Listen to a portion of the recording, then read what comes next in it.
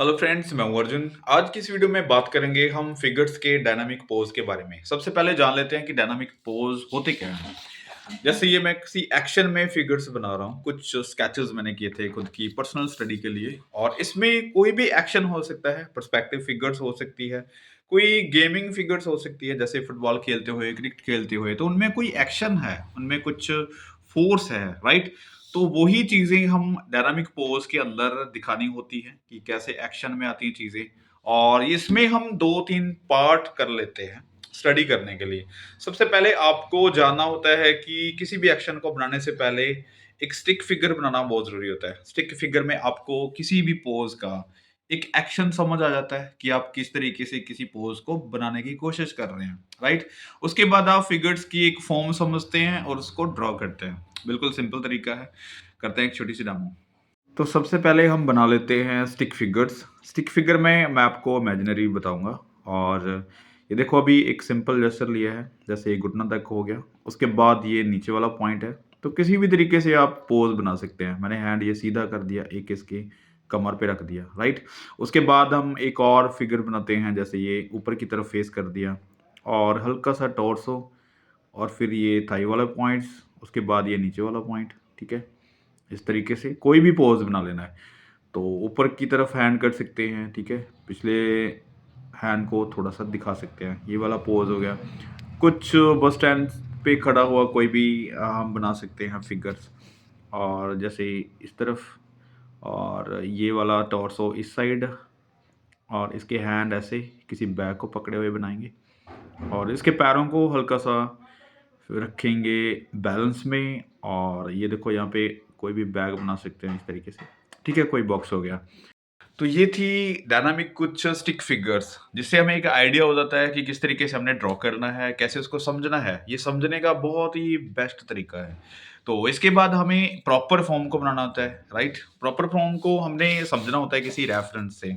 Reference में क्या चीज़ दिखाई गई है, कैसे हम एक्शन फिगर को समझ सकते हैं। एक स्टिक फिगर उसके अंदर देखनी है कि कैसे-कैसे इसमें फॉर्म बन रही है। उसको ऑब्ज़र्व करके हम प्रॉपर इसकी ड्राइंग बनाते हैं, शेप बनाते हैं। तो ये भी मैंने एक रेफरेंस ली है हल्की-सी। इसको देख के करके सीखते हैं कि कैसे बनाते हैं। सबसे पहले आप रेफरेंस देख रहे हैं, ये बहुत ही अच्छी लगी मुझे एक्शन फिगर में। और इस तरीके से कुछ भी ड्रॉ कर सकते हैं आप। सिंपली जैसे हमने फेस को देखा, पहले फेस को ऑब्जर्व किया कि किस साइड इसका एंगल बन रहा है, उसी तरीके से आप एंगल्स बना रहे हैं। और यहाँ पे देखो, कुछ हेयर्स और ये छोटी-छोटी डिटेल्स हैं। अगर मैं बहुत ज़्यादा डिटेल में काम करूँगा तो काफ़ी चीज़ें अलग बन जाती हैं। लेकिन हम यहाँ पे सिर्फ़ एक्शन ले रहे हैं फिगर का, ना कि उसकी डिटेल, कपड़े का टेक्सचर या फिर फ़ोल्ड, इन चीज़ों से थोड़ा-सा बाहर आना है। आपको ये सारी चीज़ें एक साइड रख देनी है। आपको सिर्फ़ एक ऑब्ज़र्व करनी है चीज़ कि इसका एक्शन क्या है, इसका क्या फ़ॉर्म बन रही है। इस पूरी फ़ॉर्म के अंदर जो स्टिक फ़िगर है, उसको ढूँढना है। जैसे ये मैं लाइनें लगा रहा हूँ, तो ये एक स्टिक फ़िगर का एक फ़ॉर्म है। और इसी तरीके से आपको पता चल जाता है कि आपकी फ़िगर कैसे बनने जा रही है, राइट? एक सिंपल सी फ़ॉर्म है, जो स्टिक फ़िगर है, इससे आपको पता चलेगा कि बाहरी जो सिलिंड्रिकल शेप है, उसको किस तरीके से ऑब्ज़र्व करना है, कैसे बनाना है।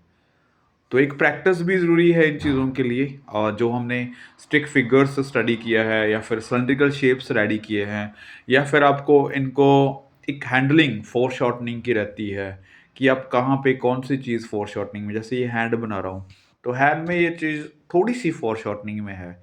तो इसलिए ये जो हैंड का आगे वाला पॉइंट है, वो हल्का-सा छोटा लग रहा है, हैंड्स हल्का-सा बड़ा लग रहा है। तो ये चीज़ों के ऊपर आपने थोड़ी-सी ऑब्ज़र्वेशन लगानी है। इस शोल्डर से एल्बो तक पॉइंट लेके जाना है, तो वही चीज़ है कि आपको पहले पता है कि हैंड्स किस तरीके से किस डायरेक्शन में जा रहा है, एक फॉर्म किस साइड उसकी बन रही है, ठीक है। हैंड को किसी भी एक्शन में बना सकते हैं अभी। यहाँ पे हैंड को किसी भी तरीके से आप दिखा सकते हैं, राइट। और मैं हल्की सी फॉर्म ही रखूँगा। आप जैसे भी किसी हैंड को या फिर पैरों की स्टडी करते हैं, तो इनकी स्टडी हम अलग तरीके से करते हैं, जैसे मैंने पहले आपको बताया कि पैरों को जितने भी एक्शन में बना रहे हैं, जितने भी एक्शंस होंगे इनके, वो अलग-अलग पॉइंट्स के होंगे, राइट? हैंड्स के डायरेक्शंस क्या है, उनको फ़ॉर्म क्या-क्या बन रही है, उनकी ड्राइंग क्या है, शेप क्या है, इनकी स्टडी हम अलग से करते हैं। यहाँ पे हम सिर्फ़ एक फ़ॉर्म जो फ़िगर की है, उसका एक्शन सिर्फ़ बैलेंस देख के कर रहे हैं। और बहुत ही सिंपल है। जैसे ये अभी देखो पैर इसका उठा हुआ है, तो इसका बैलेंस क्या है? एक पैर के ऊपर इसका वेट है। तो ऊपर उसने पूरा अपनी बॉडी को जो मैनेज किया हुआ है। तो मैनेज की हुई फिगर हम देखना है कि किस तरीके से उसका बैलेंस किस साइड ज़्यादा आ रहा है, किस साइड कम आ रहा है। दोनों साइड फिगर को बैलेंस किया हुआ है, हैंड एक पीछे है, एक आगे है, एक पैर को खड़ा किया हुआ है।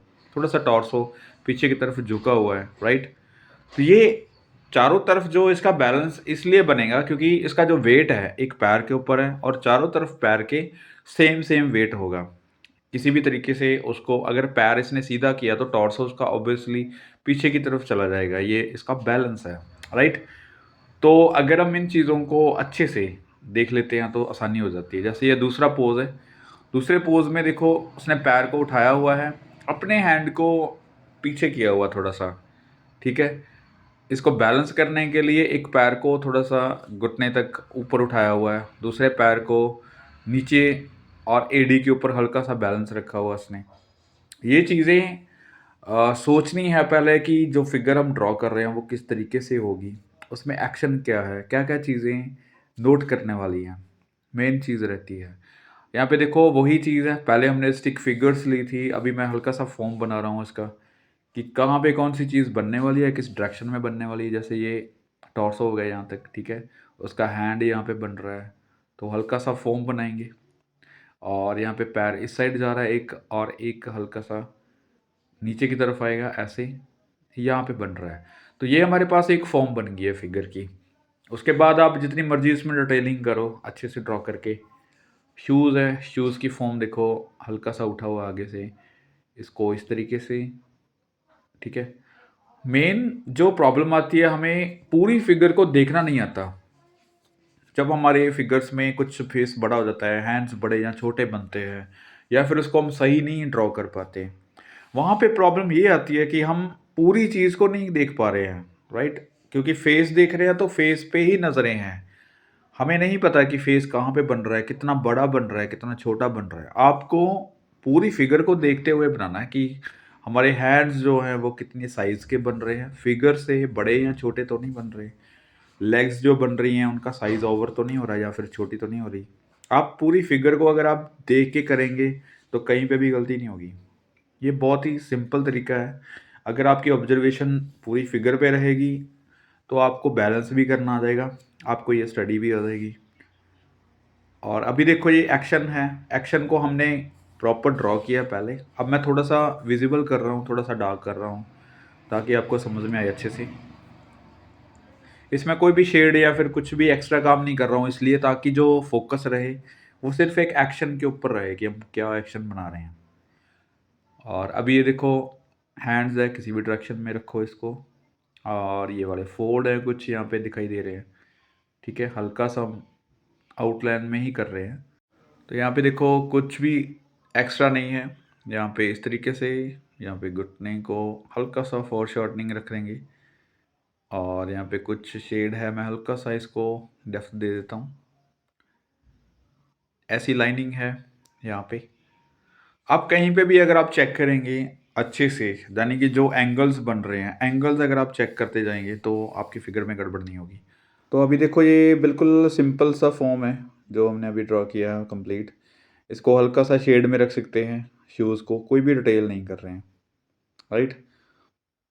तो अभी देखो एक और मैंने पोज़ रखा है, सेम फ़िगर है लेकिन इसका पोज़ अलग है और इसको पहले वैसे ही जैसे हमने पहले फेस बनाया और फेस की डायरेक्शन, फिर ये इसके शोल्डर, जैसे हम टॉर्सो लेते हैं, कहाँ-कहाँ पे कौन-सी चीज़ आनी चाहिए या फिर आ रही है और किस डायरेक्शन में आ रही है, ये हम ऐसे फ़ॉर्म लेते हैं। जैसे ये लाइनिंग आप देख रहे हैं, हर एक पोज़ में हम अलग-अलग तरीके से काम कर रहे हैं। आप इस चीज़ को समझने की कोशिश करो कि फ़िगर को जब भी आप मैनेज करते हैं, इसमें बैलेंस, इसके रिदम, इसका एक्शन और फ़ोरशॉर्टनिंग ये सारी चीज़ें एक साथ नहीं सीखी जाती। हमें स्टेप बाय स्टेप पहले सीखना होगा, फिर हम यहाँ पे पहुँचते हैं। अब जैसे फ़िगर का हम जेस्चर बना रहे हैं, एक फ़ॉर्म बना रहे हैं, ठीक है? जैसे ये पैर यहाँ पे आ रहा है, इसका जो थाई है वो इस साइड जा रहा है, ठीक है? उसके बाद ये इस साइड जा रहा है।